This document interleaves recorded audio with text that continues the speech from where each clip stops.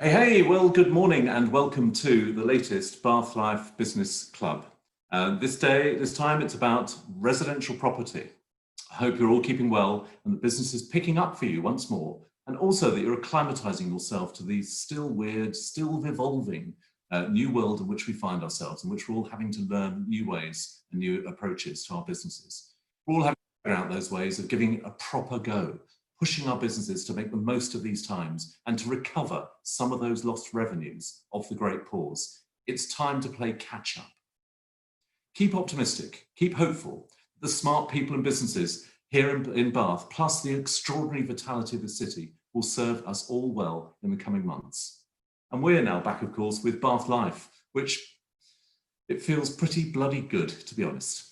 We've been touched by the support we've received editorially, with so many keen to be featured once more, commercially, through advertising and on social media, which has truly gone off the scale.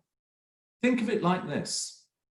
We support the business of Bath, promoting them, promoting you, for free to thousands of Bath people and businesses every week, in print, in virtual events such as this, on social media, on video, that's our new project, check out the pilot on YouTube, and via our real life events to come, such as the Bath Life Awards and Bath Property Awards. I'll give a couple of details on those in a moment. All those two are both free to enter. All that we do is free to enjoy, to experience. But we rely on you as well. We can only create this vast, positive, valuable, promotional resource for you and for Bath if you support us commercially. It's as simple as that. If we can help promote your business at this time of vital catch-up, that is what it is for us all, through whichever medium, please talk with us. Thank you. So to today's residential property special edition of the Bath Life Business Club. We'll shortly be hearing from our four panelists and we'll take your questions. Please send them in. We can take them anonymously if you wish. I'll ask them on your behalf. If not, we'll name you. But ahead of that, two factors to consider. Our domestic worlds have also been our private workplaces. We've all not so much been working from home as living in our offices. That's what it feels like. The upshot, many are realizing that they need to spruce up their homes or create conversions or have more space. Others feel they can work from home from anywhere. They can move to the villages with gardens, exchanging better quality, perhaps for longer but less frequent commutes. The other factor is London, capital from the capital, has always fueled Bath property, now more so than ever. Chuck in the pent-up demand of people not able to move during lockdown, plus the stamp duty change, which has been galvanic, then surely it's boom time for Bath property, surely. We'll discover. We shall see in our discussion with our panel this morning, Willem Long, Madison Oakley and WJL Property, David Newton, Kersfield Developments, Sarah Didakis, Bath Leasehold Management, and Marcus Whittington, Bath Boutique Stays, a disparate quartet, all with a key focus on residential property here in Bath. Ahead of that, a couple of Media Clash updates. Our next business surgery will be with Interaction on workplace design and rationale. These surgeries are free, offering practical, helpful, much needed advice to Bath's businesses, and they feature a deep dive into a key area: legal and HR issues around furlough, return to work, financial planning, professional and personal, dispute resolution, technology strategy, working from home. Whatever your professional expertise is, we can provide a platform to explore that to your value and to the benefit of those watching. Please talk with us about those. We are, of course, delighted to say the Bath Life Awards will be returning once more on February 25th at the Assembly Rooms, headline sponsored by the Royal Crescent Hotel and Spa. And especially for this audience, the Bath Property Awards are back on Jan 22nd at the Apex Hotel. It's a Friday lunchtime affair to facilitate those much-loved convivial business discussions, which we all enjoy, and this sector more than any other absolutely enjoys. And of course, there'll be another Bath Life back out this Friday and every fortnight. Likewise, weekly newsletters every Friday. Now, to business, residential property. Let's bring in Willem first, who usher forward into this virtual world. Willem, good morning. Morning, Greg. How are you? I'm very well. How are you doing? Good. Very well, thank you. Good. So tell us a little bit about how trading has been at Madison Oakley these last few weeks. Very encouraging. Very encouraging. We found, I guess, like a lot of industries, that the pause button was put firmly on hold during a lockdown period, and we've now been we were able to sort of open our doors back up in albeit adapted ways, but we've now been back open a couple of months. Whilst we still kept going during lockdown, it was a very different, very different way that we were working. But in the last couple of weeks, it's been quite amazing, really. I mean, we're seeing year on year inquiries and activity up sort of 70 odd percent, which is pretty amazing, really. Whilst the market sort of remains still relatively price sensitive, activity levels are through the roof. So very encouraging the last couple of weeks, certainly. And at sort of both ends of the exchange, so the instructions end as well as actual deals being done? Instructions are coming through. I would say we're again, because of the fact that we're still sort of playing a little bit of catch up. Instructions, I would say, across the board, certainly Bath South West are down from recent figures, down around sort of 10%. So with obviously demand up 70%, you can see there's a huge sort of supply and demand effect going on there. But yeah, instructions are still coming through. The weather certainly helps, and we are, we're fast forwarding. We're playing a bit of catch up still. And from your conversations with your peers, I know you're naturally, all of you, competitive with each other, but I'm sure you will talk as well. Do you think that type of pattern is being reflected elsewhere? Very much so. Yeah, very much so. From speaking with a lot of other local agents, they're finding the same. Stock levels, demand is outstripping stock levels at the moment for certain types of property as well. I think this has changed a lot of the way that people look about their lifestyle. Cover it tons within this webinar, but outside space has become more and more important. So certain properties really are in huge demand.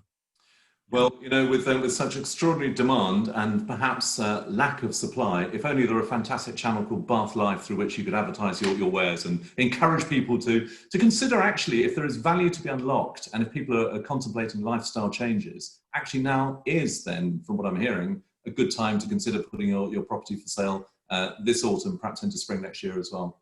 Yeah, I think a lot of people would have made the decision to either move this year or not before lockdown happened. People tend to think about that process, 2, 3, 4 months before they start to move. Now, you're obviously going to have within this year, certainly those people who had decided last year to move, but now, because of the lockdown period, it's fueling a lot of other different trains of thought and a lot of different and new lifestyles that people can now lead because of work or one thing or another. So, you've then got their new wave of activity within the market.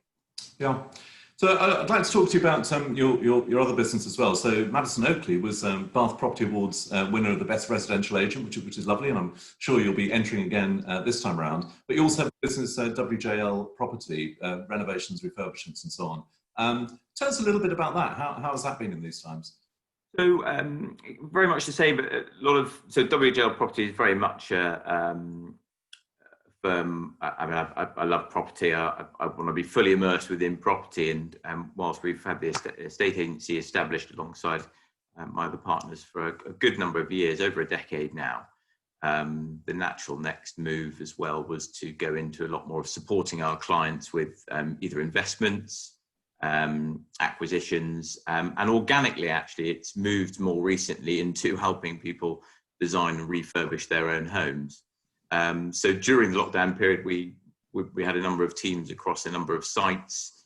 The vacant ones, as you know, the construction industry has continued during this period, again on a very much an adapted basis. But the sites which had our clients in, we obviously had to pull away from. But we were fortunate enough to have a number of sort of empty properties and empty developments which we could keep the workforce ticking over on, which was important from their own perspective, not only from an income perspective, but probably from a mentality perspective as well, keeping busy. So again, whilst that was on, a lot of these developments were on a very protracted basis during that period, we're playing catch up now, and the construction industry again is terribly busy at this moment in time. So. And let's try and get some sort of overall sort of summing up of where we are at the moment to help frame this discussion today. You mentioned that because your offer is crossing various parts of the value chain, it means you keep your finger on the pulse of all sectors of property. So how would you sum up this sort of, the overall position as we enter autumn 2020? We're seeing a lot of changes in the way that people think and how they live and how they work within their homes. Now that we're sort of coming out, hopefully, more permanently out of a lockdown period, people in that, fingers crossed, people really considering their future. And their future, for a lot of people, is going to be working from home a lot more. So therefore, they are reconsidering their current home environment. So from the moving side, we are seeing people decide, well, actually, we want some outside space. We're going to be in our homes a lot more. Let's move to something that gives us that potential to either work from home or have a bit of outside space. Tied in with, obviously, the stamp duty relief and the stamp duty holiday that we've got. They're thinking, let's make this move now whilst we've got these incentives. Same from a staying at home side, from the building refurbishment of homes. People are enhancing their homes because they're working from home. They need that space, either a bit away from the kids, the husband, the wife, whatever it may be, in order to sit and work and concentrate. So we're seeing quite a change in people's dynamic, and they're making that move now to take advantage of the relief that we do have. Well, for now, thank you very much. If I could ask you to disappear in the nicest possible way, we'll ask David to step forward. David Newton, thank you. David Newton of Kersfield, to join us this morning for our property discussion. And I'm sure that button is going to be pressed in just a second or two by David. Here we go. Marvellous. Here we are. Good morning. How are you? I'm very well. How are you doing? Very well, thank you. I actually want to ask you a personal question, if I may, David. Go on. How has this great pause been for you? You as a gregarious, sociable person, even I've actually found out that I can live without going out for lunch every day, which has been an enormous sort of revelation. Good for your health, presumably, as well. Sadly not. I put on about a stone and probably was drinking more rosé because of the good weather. But back into old habits now. Well, the all Bath restaurants absolutely need you back out there buying lunches and enjoying yourself, because they've suffered in your absence, I'm sure. And with others enormously, yes. Yeah. A slightly less frivolous level, I mean, how has it been personally that we've all of us been constrained in some way? How have you got on with that? To be honest, I didn't really suffer that much. It was actually nice to spend time with my children, who I normally only get to see occasionally at weekends and so forth. So in many ways, it was a really pleasant and unexpected consequence of COVID, that we actually spent more time as a family together, and that was welcome.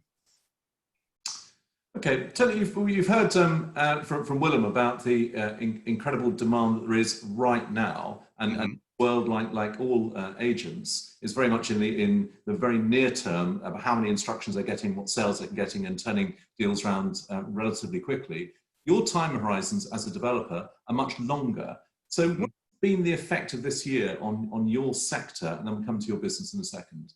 Well, rather bizarrely, we didn't benefit from any kind of Boris bounce at the beginning of the year. So everyone's anticipating the market to be really very buoyant in January and February, and that just didn't happen. And bizarrely, even before lockdown had finished, we started to find more activity as people were sort of getting their priorities realigned.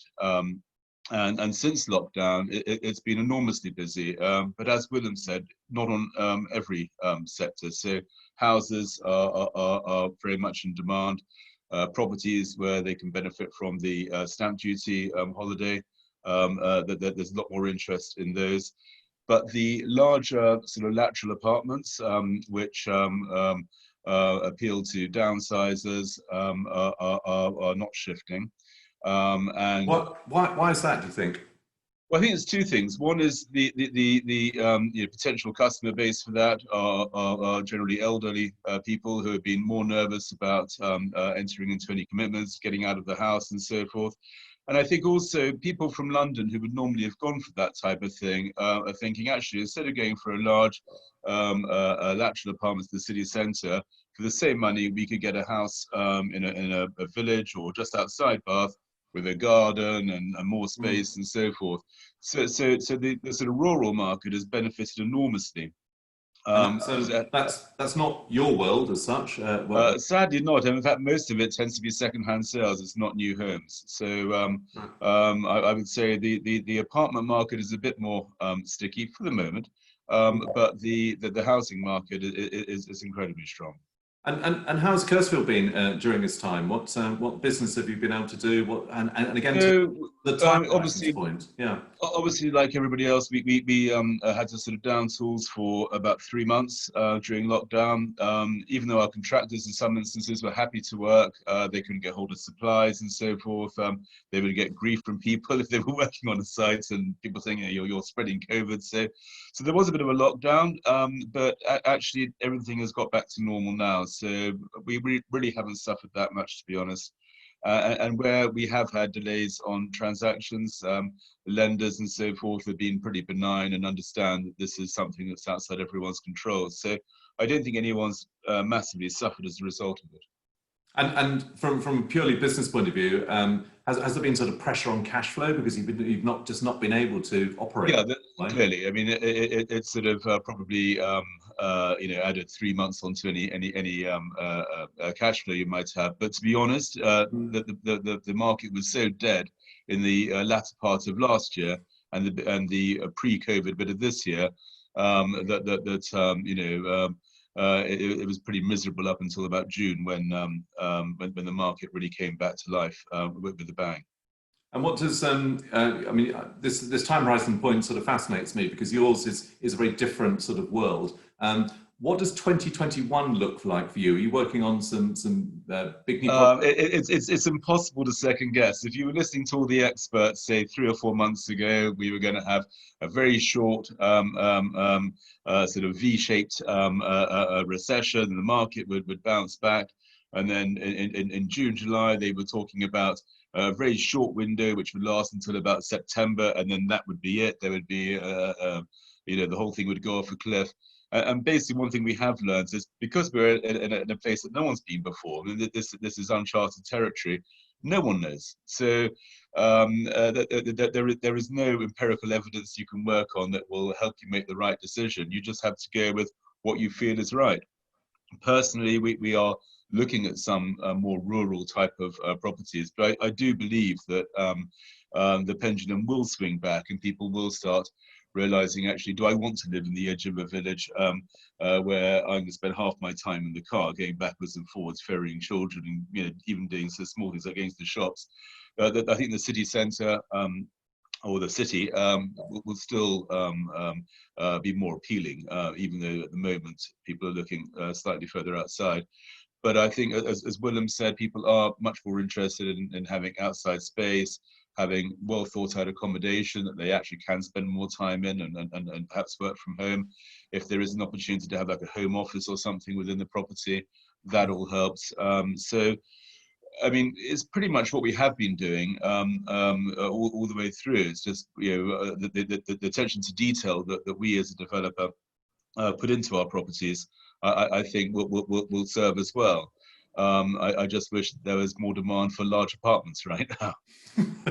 I think you've made that point quite succinctly. And just one thing in terms of the V-shaped recovery, which even the governor of the Bank of England until very recently was still adhering to, is his belief. I think the consensus appears to be that we're in for a Nike swoosh recovery. It's a deep a glide up. Yes, that seems more likely, yes. Yeah, I mean, let's hope it's not a W. Yeah, indeed. An L. An L would be the worst of the lot. Okay, David, for now, thank you for that. We'll bring you back for the panel discussion. Thank you. And let's bring in Sarah, please.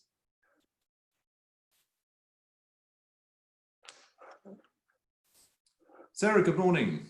Hello, can you see me? We can't see you just yet. I'm sure we will in a second or two. There's a little button that you've just hit. There we go. Yeah. Very good. Very good to see you. How are you doing? Very well, thank you. Very well. Yeah. So tell us what trading has been like for Bath Leasehold Management. It may be that people on this call may be less familiar with it because it's a relatively new company. When did you begin? What do you do? How's it been? All those. So I started at the end of last year. Started as a favour, really. Somebody said, "Oh, would you, because I'd sold my previous business, would you help out with a few blocks here, there?" And me being me, I said, "No, I have to do this commercially as a business." So I went off and got myself trained, did sort of 3 years training in 6 months, and started the Bath Leasehold Management, just solely focusing on block management. So started the business in January, really, January the 2nd. And then, of course, within no time, we had lockdown. So everything stopped for about 6 weeks. And then all of a sudden, I started getting calls, more and more calls. And it was getting to be a call every single day from people. And I think what happened was people were sitting and focusing because they weren't doing anything else. They were focusing on what their block managers were doing. And thinking, well, hang on a minute, now is a time to scrutinise that, or a time for change. So I've been extremely busy, absolutely run off my feet busy for the whole time. It's been difficult because I've been trying to recruit staff through lockdown, which is difficult, having to do everything, remotely and not actually meeting people face to face. But yeah, very, very successful time. And is business, I mean, I know it's all very early stage, you haven't got like-for-like comparables and so on, but how is business right now compared with maybe May or June time? Well, it's just getting busier and busier all the time. I mean, I'm literally getting new business calls every single day, which is great. And, it's really good to be able to focus on something so specialist and so different to sales and lettings and things that I've, done before. But yeah, it's very, very busy. Mm. And what, in a broader sense, perhaps rather than case specific, what sort of concerns or otherwise have you heard from clients? What's inhabiting their thoughts currently? I think most clients, they just want transparency, communication, and proactivity. It's those three things. And this lockdown time has made them realise that maybe their manager at the moment, or the way that they're self-managing, they're lacking those areas. It's really made them sort of scrutinise their own buildings that they live in. Because block management is really important when you live in a block of flats, or you own a property in a block of flats. And all of a sudden you get hit with £10,000 roof bill because nobody's bothered looking at the roof for 5 years or something like that, It's made them really scrutinise those things because they've had time on their hands to do that. Whereas in the past, where we've all been so busy, people tend to think, "Oh, I'll deal with that later, or it's okay, we can manage for now." So that's been positive for us. I guess these have, ultimately been quite existential times, and that sort of brushes with mortality, whether personal or business, or in this case, you're talking about buildings, the sense of, now matters. And I think there's some sense of us all living in the eternal present at the moment, yeah. Also perhaps than ever. Yeah. Tell us about values in terms of rental values in Bath. How are they holding up? Well, rental values seem to have gone up. Although I'm not actually dealing in rentals anymore directly, but rental values have got stronger. The demand is way outstripping supply. I just know from the few properties that I do deal with, demand is completely outstripping supply. I had a flat of my own on the market with 80 inquiries in 2 days. I mean, it's just crazy out there. Well, in sort of classic economic theory, if demand outstrips supply, price goes up, yes. And eventually supply will balance out demand. But for now, it sounds that that is applying pretty much across the sector, which must make it a reasonably good time to have started a business, although it may not have seen that on March 20th or whatever. Yeah, no, it's good. It's good. And those people that are sort of, are worried about buy-to-let investments, I still think it's a strong investment. It's still a good place to put your money. especially Yeah. in Bath.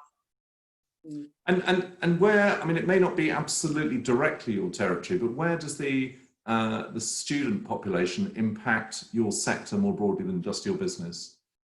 Well, the student sector, I mean, that was probably a bit of a worry because you know, there was this concern that the students weren't going to come to Bath, and then what was going to happen? It would have a knock-on effect to it for everything, wouldn't it? Rental values, capital values of properties. But the students are coming. I mean, I've got you know, students that have come and they are doing everything online, but they're still coming to Bath and still coming to use their student accommodation. So I personally haven't had any experience of the students not coming or a detrimental effect at the moment. Yeah, I mean, it's clearly been one of the drivers of the overall property within Bath, either from a positive point of view, because there's been so much build and so much rental and so on, or from, dare I say, a negative or displacement point of view, which meant there's less stock out there, but because the students inevitably require so much, and that then drives up values as well, or supports value, I guess. Yes, yes, and there's still a shortage of student property, I believe. You know, there has been for a long time, even with all this building going on. Good. Let's, if I can ask you to retreat, as it were, we'll have you back in a second for the panel discussion. But for now, Sarah, thank you. And let's bring forward Marcus Whittington of Bath Boutique Stays. Another take on the property sector. Marcus, how many properties overall do you have with Bath Boutique Stays? We own 8 properties in the city, with a new acquisition in Frome, where we've recently developed a beautiful Georgian house on a bridge overlooking a river. One of only 3 medieval bridges to have that retail offering. Obviously one in Polney, and I think another in Lincoln. And that's been fantastic. We were refurbing during COVID, and we opened July 4th when we were allowed, and that's been phenomenally busy. I think pent up demand, you know, different than Bath Boutique Stays, but everyone wants to get out and have a drink. We've all drunk enough wine at home. So yeah, that's been fantastic, and that for us has been quite good for the team, and a positive amongst a backdrop of Bath accommodation during the summer that's been incredibly challenging for many. We got health, we got family, we're all good, but it's been a car crash and death this summer. But we're you know, we're up forward inquiries and bookings. Web traffic, I was encouraged to hear last week, is up 10% year on year. So we're back to normality in terms of looking forward. We just have to survive the next X amount of months, like many businesses. But yeah, looking good and strong. Well, I think you pretty much answered all the 5 questions I had there. So sorry, that's right. I think something else. So a little bit like the question to David. How has this lockdown been for you personally? Just navigating this great pause. Yeah, really difficult. I mean, more so for the team, you know, at home and hearing a lot of negatives and cocooned at home, and you know, we're like everyone trying to emotionally manage that with the team. And my team stepped up and basically said, together we're stronger, as is the community of Bath and as is my team. And they've been phenomenal, and they've really rescued us from something far worse, and we're grateful on that. And actually having a young family at home, even though there's frustrations and there's financial pain, it's time with my young family I'll never get again. So that, you know, that for me is a massive positive. Yeah. In that respect, that's a little bit similar to what David was saying about that domestic time, which was unexpected and you know, joyful. One trusts. What about the staycation argument that with the lack of overseas holidays in most jurisdictions for obvious reasons, there's a far greater staycation market, and Bath is extremely well primed for that. Is that how you see it, and are you experiencing the demand partly on that basis? Yeah, definitely. You know, Bath operates in terms of our short-term letting market, staycations, corporate families, hen-dos, and so on. You know, we're very busy about 11 months of the year. January is the only month where we can't really give away property. Other than that, it's very busy, and we've seen some strong demand, and also, you know, the consumer is used to using an increased level of technology where they're very used to last minute. You know, a lot of people are very comfortable with driving towards a city and booking something an hour before they arrive. So our models and our technology and our team, our operations are very adept to working with that. So it might look like one thing today, by tomorrow afternoon, it's a different landscape. Yeah, that's the living in the eternal present, which, you know, the digital era means that we can and do, I guess. You mentioned the hens. So when will we start hearing the inevitable clatter of small suitcases on Bath streets again? Well, do you know what? We had hen groups this weekend. I mean, obviously people need to follow government guidelines. We're COVID safe and we're open, following the rules. People need to interpret those for their group and their party and their bubble. But we had hen parties this weekend. But what we're finding generally and honestly is that people are trying to postpone this year and they're looking forward to next year, because their wedding per se is all being moved 12 months. And we're seeing next year as a boom year. We're pretty much fully booked next summer already. So wow. Yeah, strong demand. Have you been able to put your prices up if the demand is so strong?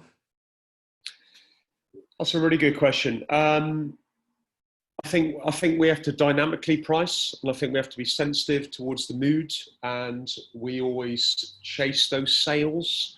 I think we like to add value and give value. So rather than discount, we'd rather give some enhanced value with our independent offerings, whether that's a particular table in this restaurant or better tickets or Bath Rugby or Therme Spa back online now. Those are the sorts of offerings we like to make. It's interesting with our model compared to others that we, during the whole of the lockdown, we continue to engage and communicate with our customers. And let's face it, we've all dealt with some really difficult emails. And yet there are some people like YTL Group that own Therme that on day zero of the pandemic, they shut down their communication. And I'm not saying that's a critique, it's a fact. They just shut down their lines, they furloughed everyone, they stopped answering calls and emails. They came out the other side 4 months later and picked up. And looking at the battering my team took, one might say that was an educated, strategic move. In other ways, it's pretty frustrating for some of those consumers that were saying day in, day again, we're meant to be coming, we were coming, we are coming, whatever. And Therme just said zero to all their consumers. Interesting, a lesson for me. I'll take something from that. We did the opposite. Yeah, I'm not going to comment on that specifically, but I will say from Bath Life and Media Clash's point of view, we took the exact opposite route, which was as much communication, as much helping celebrate the good that people do, particularly in these times, because we as a company, we didn't exist for the best part of, well, getting on for 6 months, 5 months certainly, no magazines, no live events, but we felt the communication was actually what we do as a company. We help galvanise activity through bringing people together. Tell us about potential new properties. If demand is so strong for next year, would you see new properties for you as a business coming on in Bath? You've got your new place in Frome, but what about Bath? Yeah, I think so. I mean, we're working with a developer now who last week bought 17 new properties in Bath. He was a visionary on day zero of the pandemic. He looked ahead and said, right, the strategy over the next X years is this. And during the 8 pandemic, years? Yeah. Wow. Yeah, worked his socks off, and he's, translated those into, forward revenue. We're working with them on those. So, there's a lot of people that, play that long-term vision, and Bath is always strong and always produces those yields. The pandemic is another leveler. It's one that, very few of us saw coming, but if you look at it over a span, 5 to 10 years, it's a safe bet. There's only a constricted supply. Who doesn't want to own or stay in your own Georgian property? Fantastic. Yeah, it's a good pitch, almost on behalf of the city. And just, if I may just give one other plug before we bring our panellists back. One other barometer of Bath beginning to return is that the Theatre Royal Bath is coming back in the middle of October with a programme of some very, very top-level plays. And again, from a broader marketing stroke tourism, as well as from a cultural point of view, that's really important for our city. So we'll be covering that in Bath Life, and we'll cheer Theatre Royal Bath on. One of our panellists and one of our very early Bath Life business clubs. Let's have Sarah, David and Willem join us, please, again. Oh, lovely. Look, isn't technology fantastic? You mentioned, I know obviously virtually everything about this pandemic is terrible, but isn't it great that we have this technology that there's a sort of paradox here that we've never been further apart, and yet we're closer still. Like, I can see into all your houses, and we can share your lots of people and so on. So praise be the technologists. Anyway, if I could ask you all, sort of net, taking into account all factors, how do you think you would describe, we will all describe this year in retrospect, about property in Bath? What would it look like from the benefit of, next summer onwards? I think that by the end of the year, it will probably have been slightly more positive than it was prior to lockdown. If you were to ask me how things were looking in February, I would say is Bath the only place in the UK that doesn't seem to be benefiting from the Boris bounce, and less uncertainty politically and economically. However, the pent-up demand and the huge amount of activity taking place now, it looks like it's going to last until the end of the year, will more than compensate for the sort of 4 months or whatever that we were completely locked down. So that's almost a, dare I say, it's a V-shaped observation. Yes. For whatever reason in the first quarter, then, well, not V-shaped, like whatever shape. Anyway, what does anyone else think about this? About how we'll look back in some time to come on this year overall? I think that Bath, Sarah. sorry. I think that the one word for Bath is resilient. It's always resilient, whether it's a recession or, even this that nobody saw coming. I do believe that Bath will be resilient and it will come out stronger. We just don't seem to suffer the dips that other areas of the country do. I think it's a resilient community and a resilient city. I can't imagine Marcus or Willem, you're going to disagree with the fundamental there, but are there other attributes beyond the sort of the great reinventiveness of Bath or strength of Bath as a brand that you'd highlight? I think the nature and the characteristics of Bath always make it a very popular and an attractive place to live and to move to. And I think we're going to see, certainly Bath and Bristol, we're going to see a lot of the benefit of more and more people coming out of London and not having the need to live in London. We've got to be very conscious of and keep our eye on the next couple of months, what the impact of furlough coming to an end, and what the impact of all this sort of QE in the system is going to have as it sort of runs out, and as people come out of lockdown and either have jobs or not, and or have money to spend or not. I think that's we're in a health crisis, not a financial crisis. Lending, whilst it's protracted, is still fairly good. There are strains on the first-time buyer element of the market, but we're certainly keeping our eye on what the financial markets are doing in terms of lending to people and unemployment or employment levels as we come out of furlough, and that's going to dictate. But I echo what David is saying. I think the remainder of the year is going to be pretty active given what sort of demand levels we have at the moment. So Marcus, we've all been in this deep, dark, horrible forest, and we've managed to navigate our way to the edge of it. And we can see this bright new vista, this sunny day out there. Is all good? Is this too optimistic? Do you know what? We're very lucky, aren't we? We're in super safe Somerset. We're in a fantastic environment. We can all look out our window, and you can always stand in Bath and you can see a field on the edge of the city from wherever you're sat. We're totally blessed. There's a lot of people that have enjoyed a fantastic lifestyle in London. And I don't think many of us would have swapped anything we've got here for a bit of that at the moment. We have a great capital city. We're absolutely blessed in Bath. A friend said to mine when I moved to Bath, it improved his quality of life. And when I moved here, it absolutely changed my life. We live in a marvellous city. We're blessed in the community, the people, the spirit and the environment. I almost feel like stopping the whole thing there, to be honest. That was great. I'm going to come on to some slightly more. I mean, I don't disagree at all. I think that it exactly sums up our city. But just I want to move on to one specific point, which is about the, renovating your overlived-in homes factor, and that of itself helping trigger some sales. Is that part of the narrative that you're experiencing either professionally or personally through contacts and friends and so on, that people are looking to enhance their homes and thereby potentially move as a consequence of this because of the whole working from home element? I think from what we're seeing is people making that decision sort of right now. So I think they're going to make the move because they don't see their home as a long-term home for them. Then they will either be going to market or they will be deciding to make that move immediately. If they don't, then they are looking to adapt that home to suit their long-term vision now, whether it be some small improvements to create a separate workspace or do a loft conversion or put an extension on. But we're seeing people's vision of their next home as something with more potential. So they might well be cutting out that, you know, if you were selling an apartment in the centre of Bath, you might move to a, you know, 2 up, 2 down terrace in the suburbs. And then from that 2 up, 2 down terrace, you'd move to a, you know, a 3-bed semi, a little bit further out with that more room. We're seeing that jump happen much quicker. So we're seeing a lot of people shortcutting that move and going from those apartments to actually let's shortcut it and go for those sort of 3-bed semis, something that we do have a long-term vision. I think from what we also see out the back of this, people tend to move on average.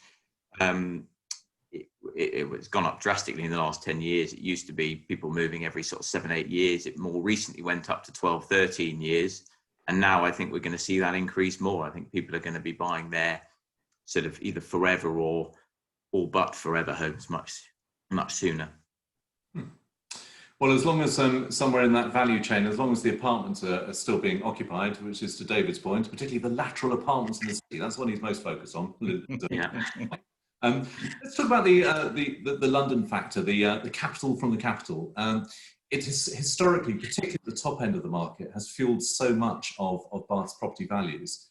Have you noticed any changes in the last 2-3 months or so as the property market came back to life, coming from the Londoners coming to Bath for a yet better life? 100%. We kind of relied, as a business, we kind of relied on people moving down from London who wanted, a sort of premium property between £1 and £2 million, and that sort of disappeared a little bit last year. And then since lockdown was lifted, we've seen an enormous increase. I think Savills are reporting over 200% increase on the previous year, and then that seems to be, I would say, 50% of our inquiries are people coming from London, and I think that will continue for some time to come. Sarah, Marcus, are you aware of, you're experiencing that sort of, I mean, you've got different business offerings, I know, but the sense of London as a driver of the Bath property economy?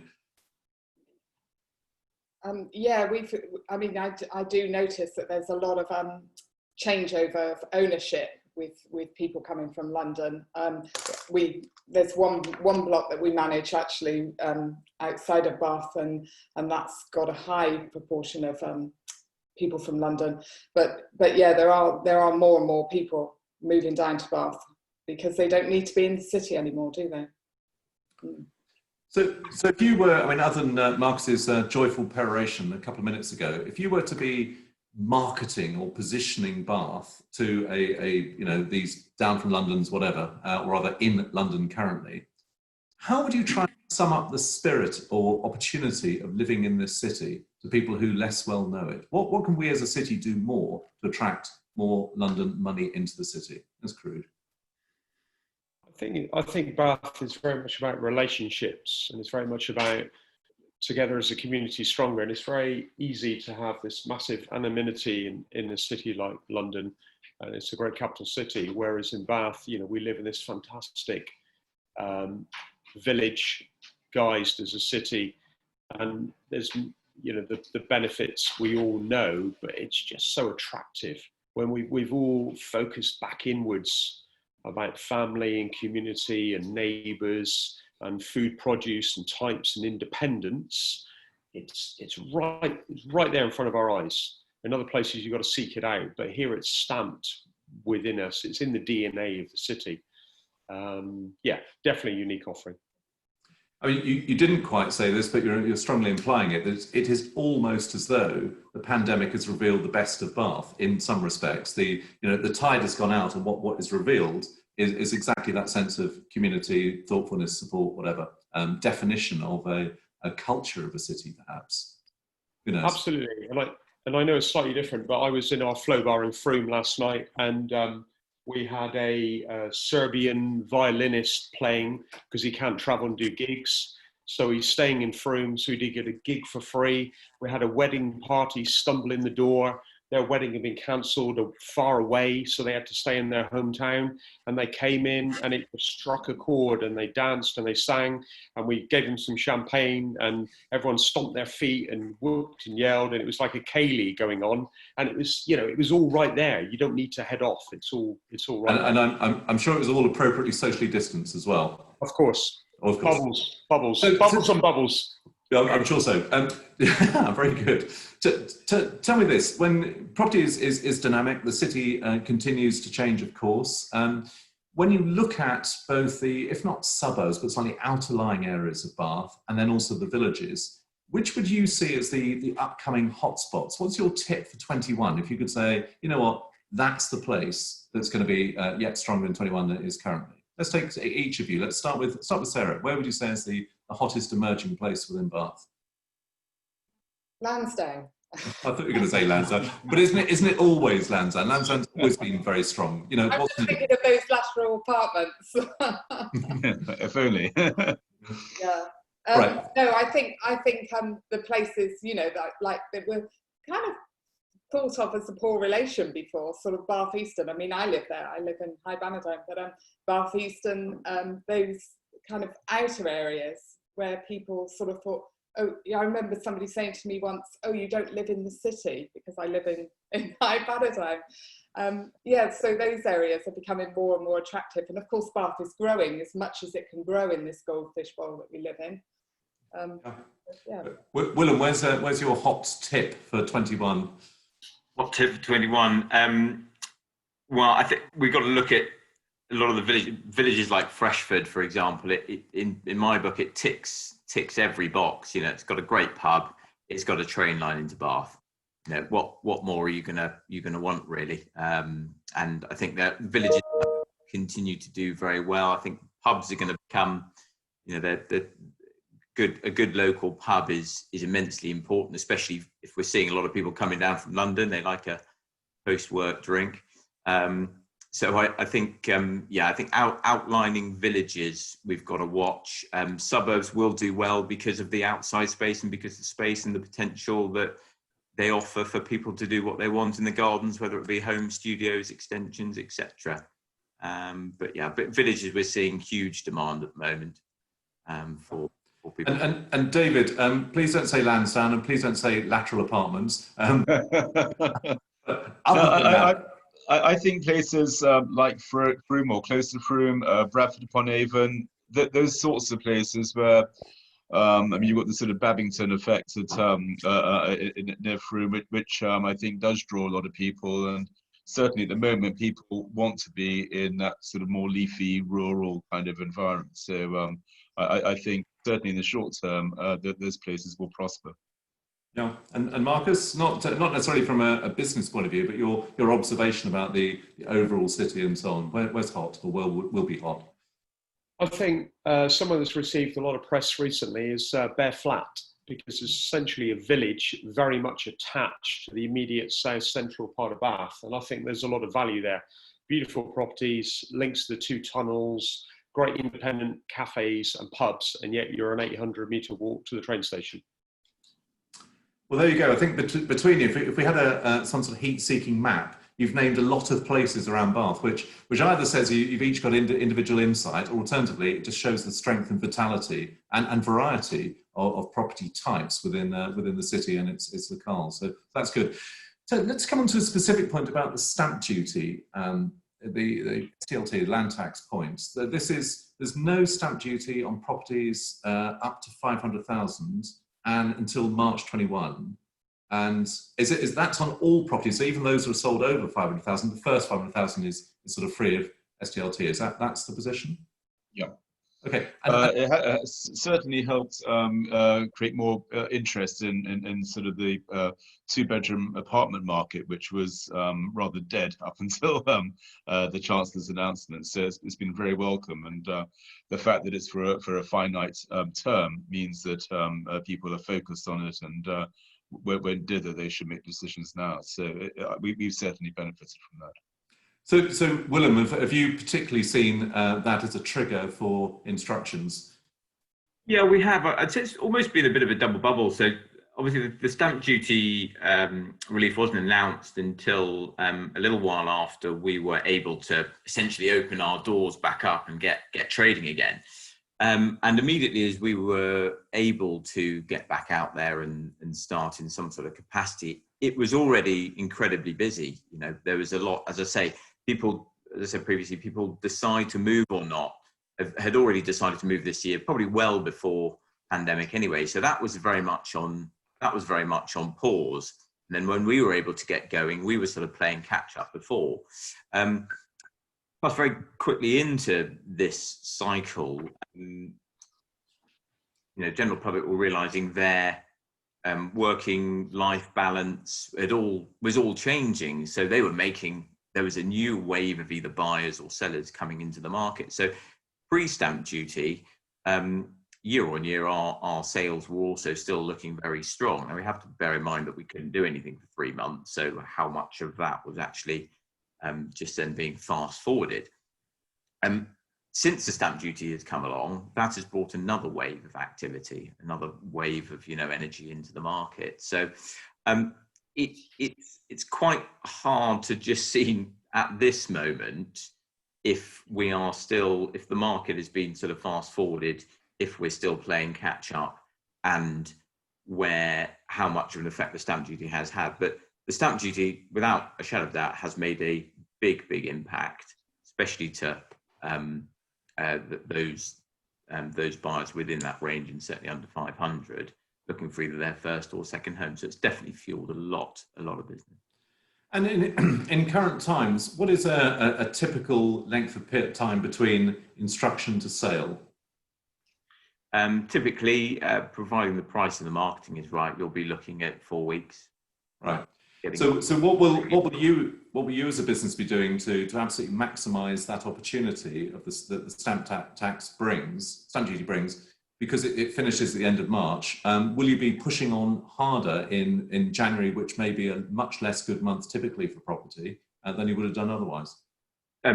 Sorry, I hope I answered your question previously correct, but to find a buyer from a property going on the market, on average, I would say it would take 4 weeks. The conveyancing process is taking anywhere from 8 to 12 weeks. And at that point in time, we're looking at the higher end. We're looking at circa 12 weeks on average at the moment. Systems are very protracted. So that's where my concern lies at the moment, is getting these clients, getting these buyers, getting these transactions done before the stamp duty runs out. Because if you reckon, 4 weeks to find a buyer once the property goes on market, then another 12 for the conveyancing process, you're talking 16 weeks, providing everything falls into place. Now that's cutting it quite fine if you're starting off your search and looking to try and find something and getting it through before that March period. Okay, so in other words, the clock, which pretty much David was saying as well, the clock is very much ticking, and now is perhaps not a time for, well, if not dithering, it's a time to make a decision. But how are you going to help highlight that time horizon to people? Because it seems to me as though that may well be a second trigger of sales, which needs to be promoted in some way. Yeah, I think from our perspective, it's education. I think you're constantly educating people and managing expectations.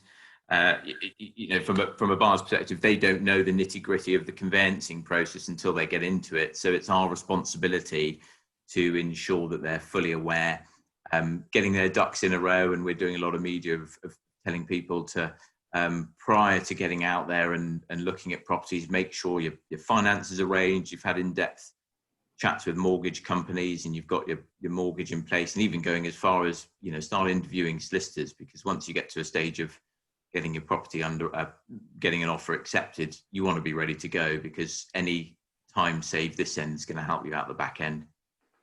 So I think from our perspective, it's an educational piece. We can't force people. We're not going to force. No. But we need to educate them that the system is protracted. There aren't as many surveyors out there if you're buying with a mortgage, or certainly even the conveyancing solicitors are still working at maximum capacity. So they need to be aware of that process taking a lot longer. Sarah or Marcus, any further thoughts on the stamp duty effect? I would just echo, what William was saying. I think people really need to get on with it, because it feels like March is a long way off, but it's not. The conveyancing, because we deal with leasehold inquiries, obviously dealing with conveyancing of apartments, it's slow. It's a very, very protracted process, and people need to move sooner rather than later, because these conveyancers are going to have an awful march trying to hit those deadlines. Yeah, that's a point you've all made very, very strongly, that there is an opportunity for those who are interested, but you've got to get on with it, basically. Otherwise it may fall. We've had a question from our good friend, anonymous attendee. It's somewhat impossible, but take the broader point rather than the literal. What is the current average house price in Bath? I'll shape it slightly differently. Do you think house prices are rising net because of this huge demand, or are they still broadly similar to what they were or would have been otherwise? I can only talk about new homes, but I don't think there's been any appreciation in prices. It just means that because I think purchasers still have a sort of a buyer's mentality and expect to go and be able to negotiate quite significant discounts. But the market has been very resilient, and I think in terms of asking price to say an agreed price, we're talking about maybe only a 1 to 3% discount. So I think instead of looking at where the prices have gone up, I would say the prices have remained resilient. Well, I think we have to remember we had like a 45% increase in prices over a 6-year period. So there is an affordability factor, and there's a limit to how much more you can keep pushing things. Well, does that mirror your experience? Yes, it does, and I think we've got I think on average across the board, I echo with what David's saying. We've it's again been quite, but looking sort of slightly more broader, we have seen serious increases in values on suburb properties, and again properties with outside space and a lot more potential, just because it's move to those. Sorry, I cut you there. Sorry. We're coming to the end of this, but we've just got one other question that's come in from someone who's definitely not anonymous, who's Dave Dixon of Minuteman. What does the panel think about potential conversions of commercial city centre property to residential? That was very much the idea du jour, maybe a year to 18 months back. It seems to have dried up somewhat. Is that material in the residential property market? I would say most permitted developments already happened. There are obviously a lot of listed buildings which can't benefit from permitted development. But I would say maybe 18 months ago, got to a point where the few buildings that hadn't been converted into offices, because there was so little office accommodation left, that it was very borderline as to whether it was financially viable to convert an office to residential, because rents and yields have risen so much. However, the demand for office space has pretty much evaporated, and I think that's going to be the situation for some time to come. Okay, I'm going to come to our last question, which which actually isn't about property. It's this observation that in these pretty terrible times in which we've all been living the last few months, it has been so gratifying to see the good that people do, that people in Bath are creating clever ways to help and support where they can. And we obviously have been sharing those very much with Bath Life virtually, and now absolutely in Bath Life in corporeal form, using that hashtag Bath Together. And we encourage everyone to do that, to spread the good stories around. But let's hear it from our panel, some observations in this area. David, perhaps you first.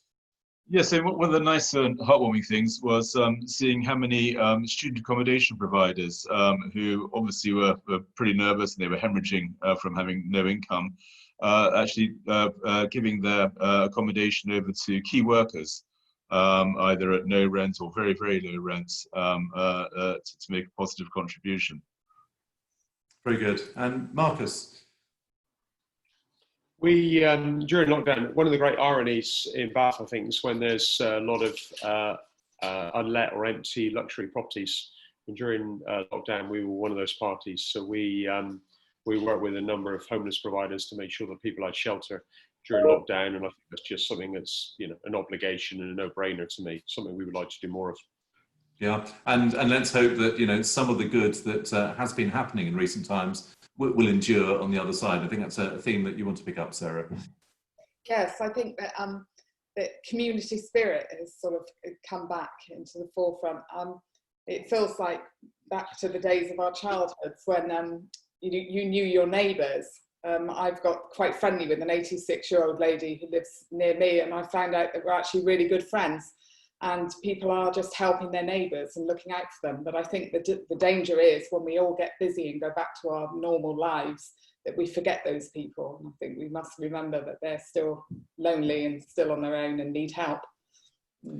I think it's up to all of us to remember our thinking during these times, particularly those first 3 months, which are so bleak for so many, and to try to find the good and make sure it does endure. But thank you. And Willem? A firm that stood out to me quite significantly during this period was, or is still, a company called Fold All UK, established by a Bathonian, Ed Chudley. They're providing PPE face shields, and very quickly he took it from concept to reality. And I think from looking at their website recently, they're near on sort of 80,000 face shields that they've produced within a pretty short period. So I think it's quite an amazing success story for the city, but also sort of more broader, just generally the Bath business community as it is. You know, I think it shows how enterprising we've all been as a community. Lots of great ideas. The independents, especially, have all really sort of clubbed together and tried to reinvent the wheel during different announcements. And you can't underestimate how hard that work has been. But I think generally everyone's clubbed together and got behind each other. And it's nice, echoing what Marcus was saying earlier, is firms don't tend to work against, but tend to work with. And I think that's quite touching in Bath. Very, very quick show of hands, because we are just out of time. I want you to do that or this to this question. Have any of you decided to move or change your residence during the 6 months? Yes or no? Oh, that's incredibly equivocal. that wasn't an option. Come on, which is it? Well, I completed on a house during lockdown, so does that sort of cut right in there? Move. Okay, just do that for the sense of. I'll do that. Happy days. All right. Our thanks to our panelists, having to do their funny hand movements and so on. But thanks for your insights, of course, to Willem Long of Madison Oakley and WJL, to David Newton, Kersfield Developments, Sarah Didakis, Bath Leasehold Management, and Marcus Whittington, Bath Boutique Stays. A virtual round of applause to you each. Thank you to all of you on this call. We've had some nice messages, which I'm not going to read out because they're rather positive, but there you go. Thank you for all of you for your time and your questions today. And of course, to Motor Druitt, our long-term sponsor of the business clubs, as they will be when our business clubs come back to real life in January at the Royal Crescent once more. Do look out for our next Bath Life Business Surgery with Interaction. That's a property-related one, so it's germane to this audience. Very best wishes to our panelists, with them personally, but with their businesses, and indeed to all in the property sector. Good luck and good wisdom to all. And please do get your noms in for the Bath Property Awards and talk to us about the remaining sponsorships. We've all got to play catch up. We've got to play catch up in our commercial world and try to gain whatever value we can out of these strange times in which we're all living. Of course, it's not the best of times, but everyone's in the same place when it comes to those nominations and putting your company forward. Anyway, enough of all of that. Oh, sorry, one last thing. We will also be running, and David's been a panelist on this a couple of times, I think, the Property Symposium with Creative Bath, which is about the commercial property sector. That'll be later this year. Please look out for that. enough. This has been a Media Clash production, and this has been the Bath Life Business Club. Thank you. Bath together. Thank you. Cheers.